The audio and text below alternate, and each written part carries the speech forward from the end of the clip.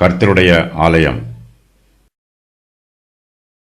ராஜாவாகிய யோசியாவின் 18ஆம் வருஷத்திலே ராஜா மெசுல்லாமின் குமாரனாகிய அத்சலியாவின் மகன் சாப்பான் என்னும் சம்பிரதியை கர்த்தரின் ஆலயத்துக்கு அனுப்பி, நீ பிரதான ஆசாரியனாகிய இல்க்கியாவினிடத்தில் போய் கர்த்தருடைய ஆலயத்துக்கு கொண்டு வரப்பட்டதும் வாசல் காக்கிறவர்கள் ஜனத்தின் கையிலே வாங்கப்பட்டதுமான பணத்தை அவன் தொகை பார்த்து, பிற்பாடு அவர்கள் அதை கர்த்தருடைய ஆலயத்தின் வேலையை விசாரிக்கிறவர்கள் கையிலே கொடுத்து, அவர்கள் அதை கர்த்தரின் ஆலயத்தை பழுது பார்க்கிறதற்காக அதில் இருக்கிற வேலைக்காரராகிய தச்சருக்கும் சிற்பாசாரிகளுக்கும் கொற்றருக்கும் ஆலயத்தை பழுது பார்க்கும்படி வேண்டிய மரங்களையும் வெட்டின கற்களையும் வாங்குகிறதற்கும் செலவழிக்க வேண்டும். ஆகிலும் அந்த பணத்தை தங்கள் கையில் ஒப்புவித்துக் கொள்ளுகிறவர்களோ காரியத்தை உண்மையாய் நடப்பிக்கிறபடியினால் அவர்களிடத்தில் அதன் கணக்கை கேட்க வேண்டியதில்லை என்று சொல் என்றான். யோசியா தன்னுடைய 18ஆம் வருஷ ராஜ்யபாரத்தின் போது கர்த்தருடைய ஆலயத்தை பழுது பார்க்க ஆரம்பிக்கிறான். யோசியா தேசத்தையும் ஆலயத்தையும் சுத்திகரித்த பின்பு அவன் தன் ராஜ்யபாரத்தின் 18ஆம் வருஷத்திலே அத்சலியாவின் குமாரனாகிய சாப்பானையும் நகர தலைவனாகிய மாசையாவையும் யோவாகாசின் குமாரனாகிய யோவாக் என்னும் மந்திரியையும் தன் தேவனாகிய கர்த்தரின் ஆலயத்தை பழுது பார்க்கும்படிக்கு அனுப்பினான். யோசியா கர்த்தருடைய பழுது பார்ப்பதற்கு முன்பாகவே அவன் கர்த்தரை தேட ஆரம்பித்து விடுகிறான். யோசியா தன் ராஜ்யபாரத்தின் 8ஆம் வருஷத்தில் தான் இன்னும் இளவயதாய் இருக்கையில் தன் தகப்பனாகிய தாவீதின் தேவனை தேட ஆரம்பித்து 12ஆம் வருஷத்தில் மேடைகள், தோப்புகள், சுரூபங்கள், விக்கிரகங்கள் ஆகிய இவைகள் அற்றுப்போகும்படி யூதாவையும் எருசலேமையும் சுத்திகரிக்கத் தொடங்கினான். யோசியாவின் மனதில் கர்த்தருடைய ஆலயத்தை பழுது பார்க்க வேண்டும் என்னும் ஆர்வம் இருந்தது. ஆனாலும் ஆரம்பத்தில் அந்த வேலையை செய்வதற்கு அவனுக்கு அநேக தடைகள் உண்டாயிற்று. ஆகையினால் கர்த்தருடைய ஆலயத்தை சுத்திகரிப்பது, யூதா தேசத்தையும் சமாரியாவையும் சுத்திகரிப்பது ஆகிய திருப்பணிகள் எல்லாம் தாமதமாக நடைபெறுகிறது. யோசியாவின் ராஜ்யபாரத்தின் போது சாப்பான் என்பவன் சம்பிரதியாகவும் இல்க்கியா என்பவன் ஆசாரியனாகவும் இருக்கிறார்கள். ராஜாவாகிய யோசியாவின் 18ஆம் வருஷத்திலே ராஜா மெசுல்லாமின் குமாரனாகிய அத்சலியாவின் மகன் சாப்பான் என்னும் சம்பிரதியை கர்த்தரின் ஆலயத்துக்கு அனுப்புகிறான். யோசியாவின் 18ஆம் வருஷத்திலே தேவாலயத்தின் பராமரிப்பு பணி நிறைவு பெறுகிறது. மேலும் பல புதிய வேலைகள் ஆரம்பமாகிறது. யோசியாவின் 12ஆம் வருஷத்தில் தேவாலயத்தை பழுது பார்க்கும் வேலை ஆரம்பமாயிற்று. எரேமியா தீர்க்கதரிசியாக அழைக்கப்படுவதற்கு 1 வருஷத்திற்கு முன்பு இந்த சம்பவம் நடைபெறுகிறது. யோசியாவின் காலத்திலே எரேமியா தீர்க்கதரிசன ஊழியம் செய்கிறார்.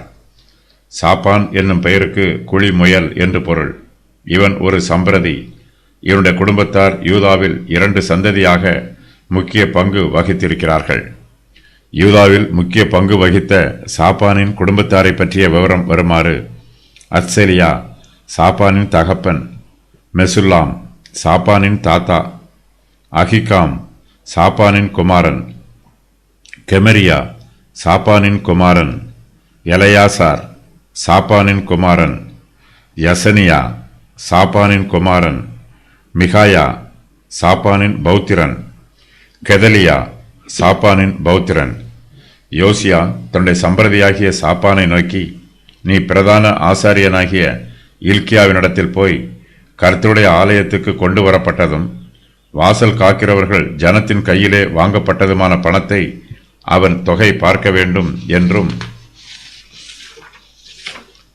பிற்பாடு அவர்கள் அதை கர்த்தருடைய ஆலயத்தின் வேலையை விசாரிக்கிறவர்கள் கையிலே கொடுத்து அவர்கள் அதை கர்த்தரின் ஆலயத்தை பழுது பார்க்கிறதற்காக அதில் இருக்கிற வேலைக்காரராகிய தச்சருக்கும் சிற்ப ஆசாரிகளுக்கும் கொற்றருக்கும் ஆலயத்தை பழுது பார்க்கும்படி வேண்டிய மரங்களையும் வெட்டின கற்களையும் வாங்குகிறதற்கும் செலவழிக்க வேண்டும் என்றும் சொல்லுகிறான். கர்த்தருடைய ஆலயத்தை பழுது பார்ப்பதற்காக ஏற்கனவே பணம் சேகரிக்கப்பட்டிருக்கிறது. இந்த பணத்தை வாசல் காக்கிறவர்கள் ஜனத்தின் கைகளில் வாங்கியிருக்கிறார்கள். இப்போது ஆலயத்தை பழுது பார்ப்பதற்கு போதுமான அளவு பணம் இருக்கிறது. அந்த பணத்தை கர்த்தருடைய ஆலயத்தை பழுது பார்ப்பதற்காக செலவு பண்ண வேண்டும்.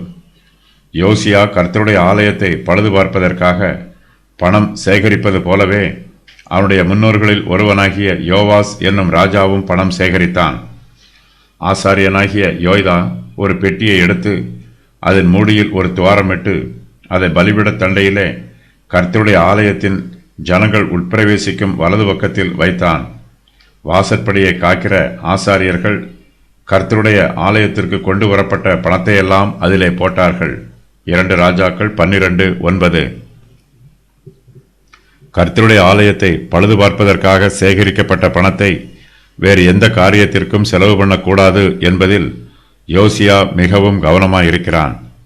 அந்த பணத்தை எப்படியெல்லாம் செலவழிக்க வேண்டும் என்று யோசியா தன்னுடைய சம்பிரதியாகிய சாப்பான் மூலமாக ஆசாரியனாகிய இல்கியாவுக்கு கட்டளை கொடுக்கிறான். ஆலயத்தை பழுது பார்க்கிறவர்கள் கர்த்தருக்கு முன்பாக உண்மை உள்ளவர்களாயிருக்கிறார்கள். அவர்கள் கர்த்தருடைய பணத்தை வேறு தப்பிதமான வழிகளில் செலவு பண்ண மாட்டார்கள். ராஜா அவைகளை நம்புகிறான். ஆலயத்தை பழுது பார்க்கிறவர்கள் நம்பிக்கைக்கு பாத்திரவான்களாகவும் உண்மை உள்ளவர்களாகவும் நடந்து கொள்கிறார்கள். யோவாஸ் ராஜாவின் ஆட்சி காலத்திலும் ஆலயத்தை பழுது பார்க்கிறவர்கள் உண்மை உள்ளவர்களாக இருந்தார்கள். ஒரு வேலையை செய்து முடிப்பதற்கு உண்மையுள்ள வேலைக்காரர்கள் வேண்டும். இதுவும் கர்த்தருடைய கிருபை.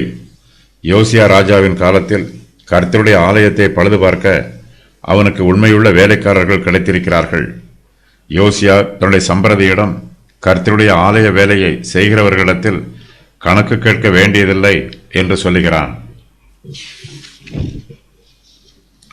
கர்த்தருடைய ஆலயத்திற்காக கொண்டு வரப்பட்ட பணத்தை அந்த ஆலயத்தின் வேலையை விசாரிக்கிறவர்கள் கையில் கொடுக்க வேண்டும் என்றும் அதை அவர்கள் கர்த்தருடைய ஆலயத்தை பழுது பார்க்கும் வேலைக்காரருடைய கைகளில் கொடுத்து செலவழிக்க வேண்டும் என்றும் யோசியா கட்டளையிடுகிறான்.